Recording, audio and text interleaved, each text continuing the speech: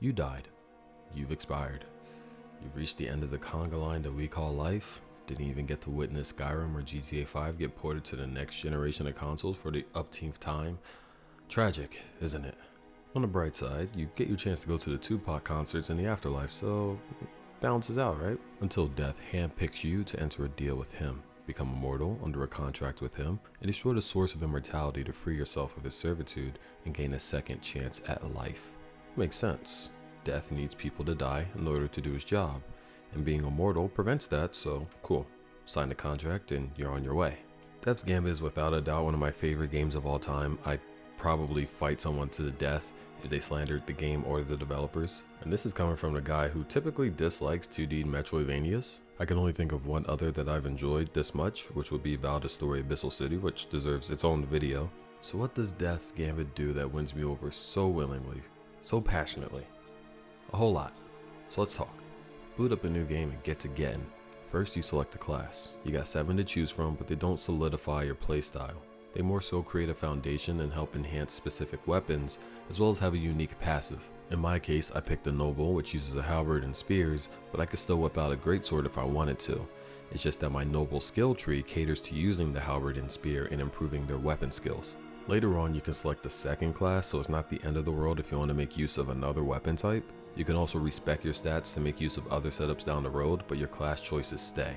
And the passives for the classes are all rather unique. For example, the Acolyte can rebuild broken death statues, which are your bonfires or save points of the game, leading to them having checkpoints that are going to be closer together so you don't have to backtrack as much if you do die.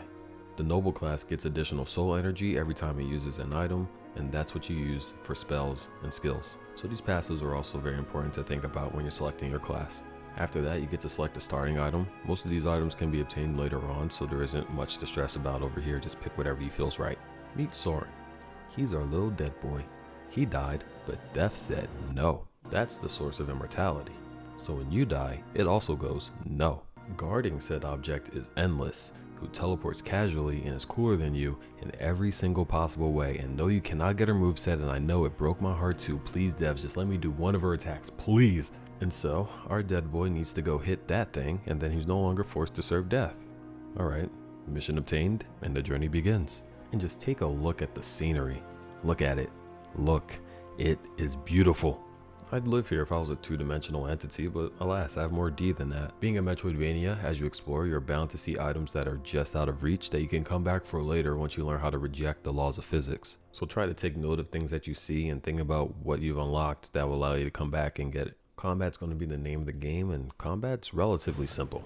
One button is for weapon 1. Another button is for weapon 2. You hold the button, you get a charge attack if melee, or you aim if ranged. You also have a shield, which can be used to parry if you get the timing right. You use said buttons and weapons to kill things before they kill you. If things kill you, respawn and try again. If said things kill you twice, consider killing them first and not dying. You also have 3, optionally 4, ability slots. So you can slap in some weapon skills, and that should help you too, but know that your skills will never be as cool as Endless. Combat comes down to understanding the enemy more than understanding your kit, as execution is key. You're probably going to be more worried about the attacks that you know you can parry and practicing that timing, and then the other attacks which you need to learn how to dodge properly. If you've managed all of that, then you probably made it to your first boss by now. This is Ione. She's essentially a Dragoon, and you can't deny this because, just like the FF14 Dragoons, she dies with ease. She's working with Endless for her own reasons, probably to be as cool as her. I don't blame her, but she's going to have to work a lot harder to make that happen. Once you beat her, a short ride away and you'll find the Owl King. Now let it be known, canonically, Owl King is not a king, and I'm willing to put everything I know and love on the line that it is not a freaking owl either, so I will no longer be referring to it as its title, and you're just going to have to keep up. If you think that thing is an owl, leave a comment down below with your address so we can get the United Nations to take you down, because you are a menace to society. Anyways, kill the absolute monstrosity and take a moment to relax. Congratulations, you've made it to Central Sanctuary, which will be your Central Sanctuary. They really thought that one out, huh? Now, I don't want to spoil the rest of the bosses, but here are my highlight hits. Auriga, absolute banger theme.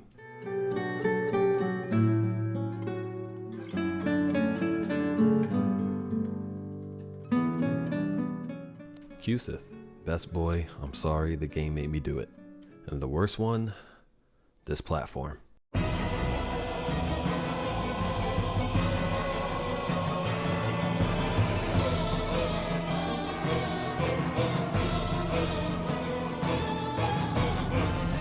If you played the game, you already know.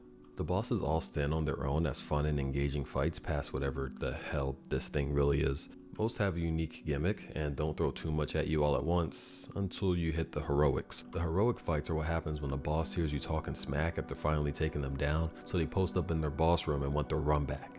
Beefier health bars, damage, and modified attacks to boot in exchange for some unique and upgraded equipment if you win.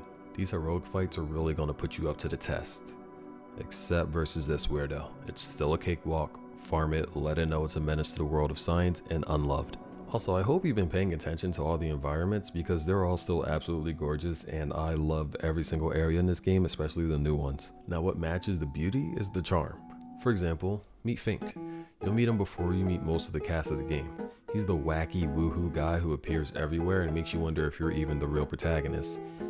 Fink has you now. Fink trapped there feels good. Mustn't let them get away. No.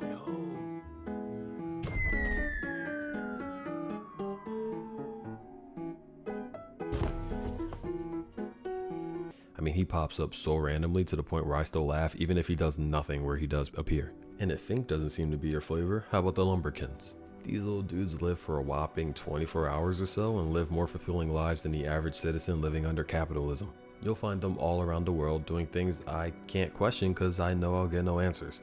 These guys are using snails to get around for their 24 hours of life. Somehow these guys opened a restaurant, and this one's sole purpose here is to explain to you that hitting a lever to grow a flower instantly is perfectly normal and that you're the weirdo for thinking otherwise. And so, with your newfound knowledge, you've gone and made your way to the source of immortality, beat up Endless, who really should have dropped one of her moves as loot, but whatever. Just hit the source and roll the credits. Congrats, you did it. You deathed the Gambit or something and got ending C.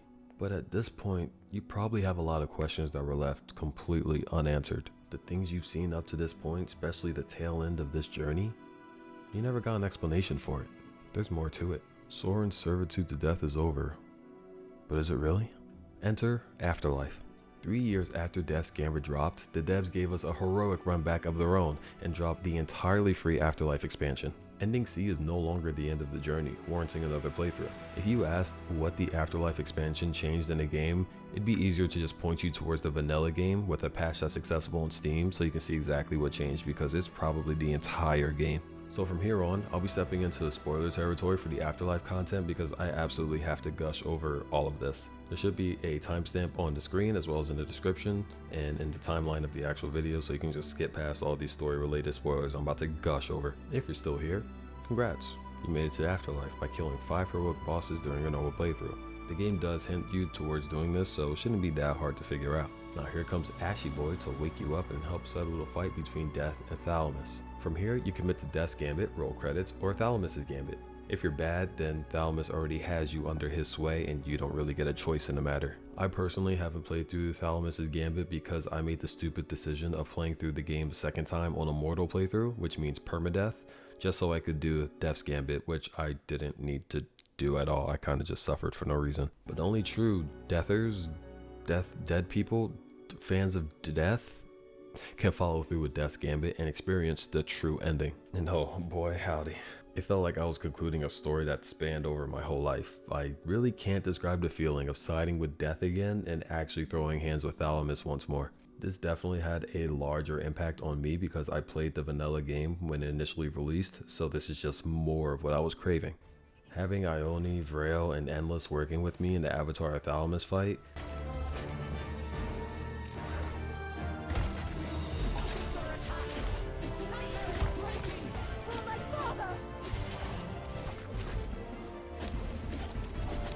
The souls you've tortured and destroyed.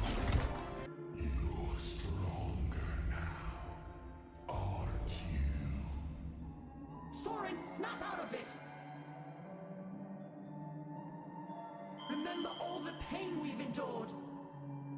getting confirmation that my personal theory of Vrail being the softest and therefore second best boy, Soren freaking talks.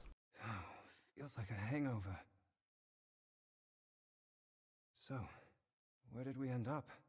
You know it's crazy when the voiceless protagonist gets a voice. And if I recall correctly, the game wasn't initially going to have any voice acting, but because it had voice acting before and Soren didn't, and then they added it with this expansion, it just made the impact even bigger. And even before that, the game is a textbook example of how impactful voice acting could be. This game would feel radically different if it didn't have it. So both the out of game and in-game context of Soren getting a voice towards the end is baffling. It's amazing. This is just like fan service out the freaking wazoo, and I love it. And I need a sequel or an Afterlife so I can finally have Soren do some like endless moves. Yes, this is me begging for a playable endless or endless move set. She is Soren's mother. It should be genetic. He can do it.